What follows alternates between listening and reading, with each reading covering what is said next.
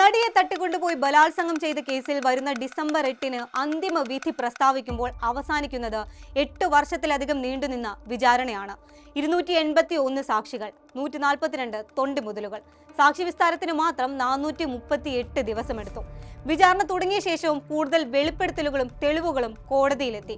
വാദവും പ്രതിവാദവും ഉൾപ്പെടെയുള്ള എല്ലാ വിചാരണ നടപടികളും കഴിഞ്ഞ ഏപ്രിൽ 11-ന് പൂർത്തിയായി.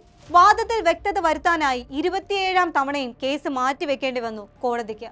ഈ നീണ്ട കാലം അത്രയും സമൂഹത്തിൽ വലിയ ചർച്ചാ വിഷയമായിരുന്ന നടി ആക്രമിക്കപ്പെടുന്നതിന് മുൻപും ശേഷവും എന്ന തരത്തിൽ മലയാള സിനിമാ ലോകത്തെ അടയാളപ്പെടുത്തേണ്ടി വന്ന കേസിലെ വിധി പ്രതികളിൽ ഒരാളായ ദിലീപിന്റെ ഭാവി അടക്കമുള്ള കാര്യങ്ങളിൽ നിർണായകമാണ്.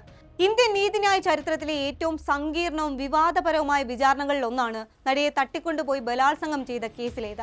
2018 മാർച്ച് 8-ന് കേസിലെ വിചാരണ നടപടികൾ ആരംഭിച്ചു.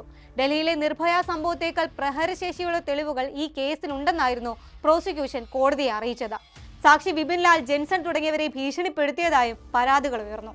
ദിലീപിന്റെ അഭിഭാഷകന്റെ നിർദ്ദേശപ്രകാരം സഹതടവുകാരൻ വിളിച്ച് മൊഴി മാറ്റാൻ 25 ലക്ഷം രൂപയും 5 സെന്റ് ഭൂമിയും വാഗ്ദാനം ചെയ്തുവെന്ന് ജെൻസൺ പോലീസിനോട് പറഞ്ഞു. കേസിലെ മറ്റൊരു പ്രധാന സാക്ഷി അന്തരിച്ച MLA PT തോമസിനെ മൊഴി നൽകാതിരിക്കാൻ സ്വാധീനിക്കാനുള്ള ശ്രമങ്ങളും ഉണ്ടായിരുന്നു. അദ്ദേഹത്തിന്റെ ഭാര്യയും തൃക്കാക്കര MLAയുമായ ഉമാ തോമസ് പിന്നീട് ഇക്കാര്യം വെളിപ്പെടുത്തി രംഗത്ത് വരികയും ചെയ്തു.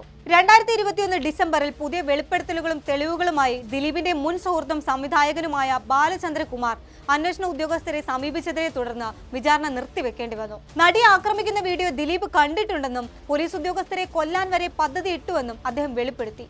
ഓഡിയോ ക്ലിപ്പ് അടക്കം തെളിവായി നൽകിയിരുന്നു. 2022 ജനുവരിയിൽ ബാലചന്ദ്രകുമാറിന്റെ വെളിപ്പെടുത്തലിനെ തുടർന്ന് ആലുവയിലെ വ്യവസായി ജി ശരത്തിനെ 13-ാം പ്രതിയായി കേസിൽ ഉൾപ്പെടുത്തി വിചാരണ പുനരാരംഭിച്ചു.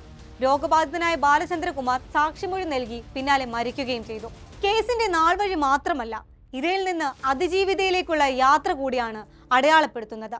അസാമാന്യ ഉൾക്കരുത്തോടെ ഉറച്ച ബോധ്യങ്ങളിൽ നിലയുറപ്പിച്ച അവസാനം വരെ നടത്തിയ പോരാട്ടങ്ങൾക്കൊടുവിൽ ലഭിക്കുന്നത് നീതിയാണോ? കാത്തിരിക്കാം.